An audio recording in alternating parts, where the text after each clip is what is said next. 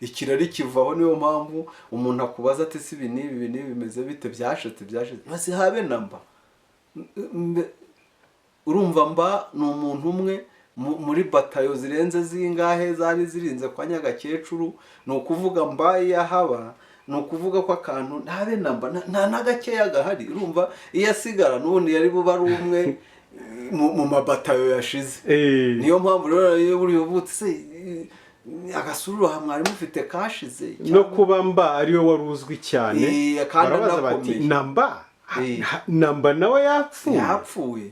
Noneho ikirori kigenda gutyo gikora no mu bindi mpande zose. Muti ese ibintu byashize none se habe namba mba na akantu kari bube ari gakeya nibura wenda kasigaye. Ubwo ngo mba yari umusirikare mukuru w'ingabo za Nyagakecuru. Nawe yarapfana imparabanyi zishira gutyo na Nyagakecuru.